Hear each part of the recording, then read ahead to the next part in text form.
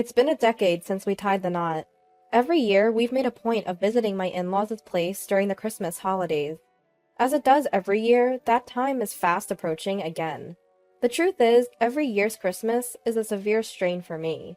Yes, that's right. I've been having major issues with my mother-in-law, and just the thought of it weighs me down. As December draws near, I feel my spirits sink lower and lower. Every year, I rack my brains, wondering if there isn't some way out of this. My name is Lisa. I fell in love with my husband at work, and we've been married for 10 years now. I knew my mother-in-law was a bit of a busybody when we went to announce our engagement, but I never thought things would come to this. I suppose I should have been more level-headed, but at the time, I was so smitten with Paul that I didn't see the signs. I remember it as if it were yesterday. I splurged on famous chocolate as a gift, but my mother-in-law's first words were, "You shouldn't have bothered. I hate chocolate. You were so rude to give me what I don't like." Caught off guard by her words, all I could say was, "I'm sorry. One can tell a lot about you from a simple gift. I wonder if you can get along well with Paul," she said. After 3 years of marriage, I finally got pregnant and I gave birth. My mother-in-law was making a fuss about how useless I was as a wife for giving birth to a girl. Her words hit me hard as I was dealing with my first childbirth. And since then, problems with my mother-in-law only got worse. "Lisa, why didn't you give birth to a boy who will be the heir? We don't need a girl. Please give birth to a boy. If you can't do that, you're disqualified as a wife." Paul should have married a younger wife. A wife older than her husband is the worst. My mother-in-law would say things like that without considering my feelings. Of course, I talked to Paul about it, but he had no intention of defending me. "Don't take everything she says so seriously," he would say, which was just horrible. Each time, I would confide in Sarah, my sister-in-law. I've been getting along well with her since the first time I was dating Paul. And since I'm an only child, I saw her like a real sister. But my mother-in-law would call me every day asking if I had a child yet. I couldn't stand being treated as if my daughter was unwanted. And then my mother-in-law started asking me to send her money behind Paul's back because she was having a hard time. I couldn't ignore the fact that my mother-in-law was in trouble. And then, 2 years after the birth of my daughter, I was blessed with a second child. I thought that if it was a boy this time, I wouldn't be criticized, and I was on tender hooks until I found out the sex of the baby.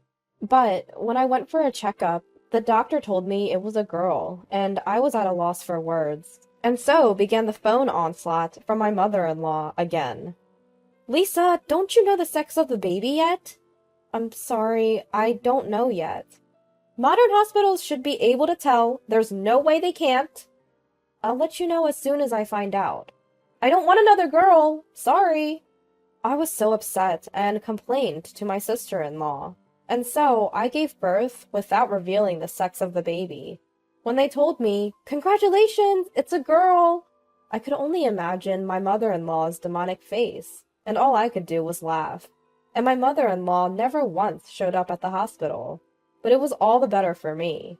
My mother lives 20 minutes away by car, and I had left my older child with her for the birth. My mother brought my daughter to the hospital, and we were happy to have a new family member without anyone complaining. I went back to my parents' house with my mother and my older child for a month. The month I spent relaxing with my mother at home was a time of nostalgia and relief. And when my younger child's 1-month checkup was over, I returned home. But I hadn't heard a thing from my mother-in-law. And then, several months passed, and the usual Christmas holidays were upon us. I was spending every day with a heavy heart, but I couldn't avoid it, and I thought she might be in a better mood once she saw her grandchildren. So I decided to bring a famous cake this time. And on the day, Paul drove us to our usual steak restaurant. As I wondered what would be said, my heart was pounding. When we entered the reserved private room, my in-laws were already there. Despite her grumpy demeanor, the arrival of my brother-in-law and his wife soon had the meal off to a lively start. Of course, the conversation turned to my younger child, and everyone was excited, but I noticed that my mother-in-law's face was tense. I sensed something was wrong and tried to change the subject when, "You can't even give birth to a boy? You're a useless wife! You're not part of this family! My mother-in-law suddenly started saying terrible things, and then she deliberately knocked over the tea that was in front of her. Oh, I'm sorry! If your daughter gets a burn on her face, no one will know she's a girl. Suddenly, I was overcome with rage. My mother-in-law despised me for not giving birth to a boy. During a meal with my in-laws, the moment my mother-in-law said, "What a complete letdown of a woman!" a plate suddenly flew from where my father-in-law was sitting. What are you doing?" I was just shocked. I couldn't believe the usually mild-mannered father-in-law would throw a plate. This time, it seemed like my father-in-law turned the table on mother-in-law, which I must admit felt good. Next, my father-in-law yelled, "Enough! What right do you have to say such things? The child born has no sin. The real letdown of a woman is you." "What are you talking about? Don't joke around.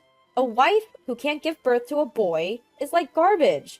Such an insolent woman." "What are you, who only gave birth to boys? I wanted a girl. But you know, the child that was born has no sin. It doesn't matter if it's a girl or a boy." "There's no way it doesn't matter. Boy! Boy, boy, boy! Only boys have value. Worthless wife, worthless granddaughter, hopeless. See, you admit it, so you have nothing to say."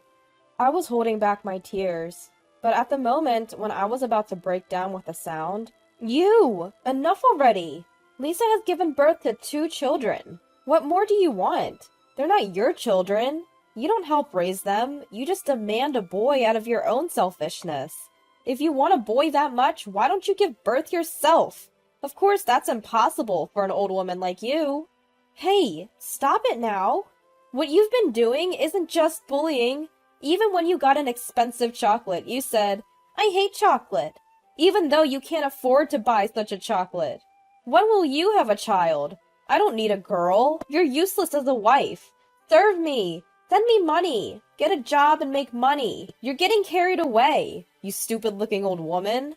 Then my brother-in-law clapped his hands, and after him, Paul also started clapping. Huh? What's going on? I didn't understand anything. "I'm a man, so I didn't get involved, but I'm surprised. My real mother is a professional daughter-in-law bully." "Huh? What are you talking about? I don't understand. Who's bullying daughter-in-law?"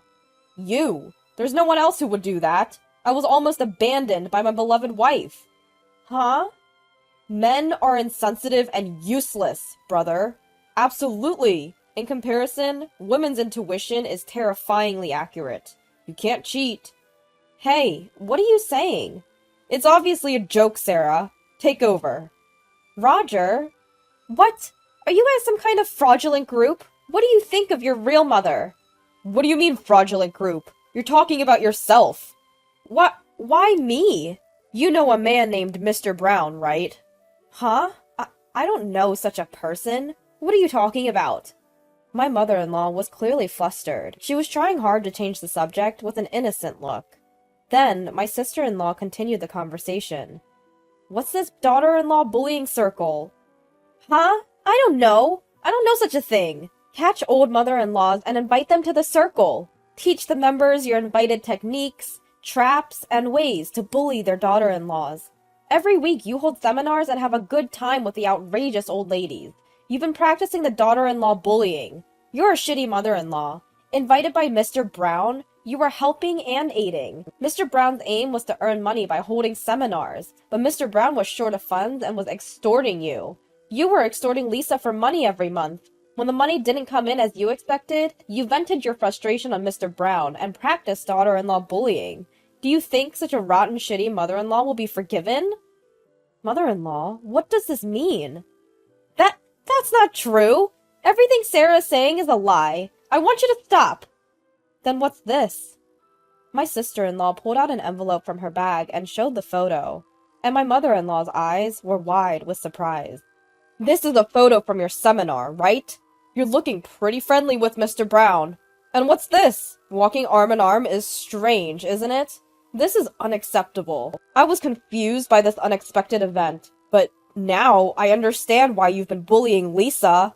My wife is too strong-willed. You can't win against her. Stop joking around. I didn't know anything and let it slide. but it won't go unpunished. Misunderstanding! Misunderstanding! Enough. Let's stop. I haven't done anything. After all, you're just misunderstanding and overreacting. It's natural to have a few close friends. Then it happened. From the next private room, the voices of a few women laughing and talking could be heard. Hey, do you remember?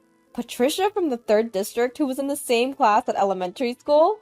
Ah, you mean that mean devil Patricia. I heard she got caught by a man and is giving him all her money. And apparently that man has started a mother-in-law harassment circle, where he invites mothers-in-law who want to harass their daughters-in-law and hold seminars or something. Oh, I know! Harassing her daughter-in-law? That's just the kind of thing that devil Patricia would do. And she's apparently investing money every month because the guy is short of money. She seems to be told that he'll return the money tenfold, but that's definitely impossible. That man has a family, and his daughter is disabled and living in a wheelchair. So she's being fooled by such a man and might destroy her own family? It's a wonder that her family hasn't collapsed so far. The face of the mother-in-law rapidly turned pale and stiffened. And then the father-in-law opened his mouth. Your life is over. What are you talking about? I've come this far without knowing what kind of woman you are. All the terrible things you've done to Lisa were simply because you are foolish as a person. Lisa, I am truly sorry. I apologize. It's not your fault. Please don't apologize. What? It sounds like I'm the one who's wrong. Just stop it! I haven't said anything wrong, and I've been complaining because my daughter-in-law isn't good enough. Don't blame me. She's such a terrible daughter-in-law after all.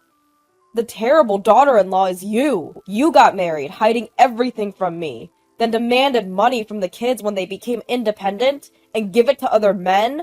You are a scammer, aren't you?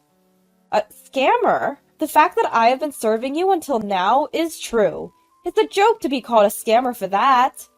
You've been serving me? What on earth have you done for me? I've been taking my shirts and suits to the dry cleaners myself, and mostly have dinner outside, only returning home to sleep. That's right, when we were little, Mom wasn't at home, and dinner was like snacks or sweet buns. We always wondered where she was going. What are you talking about?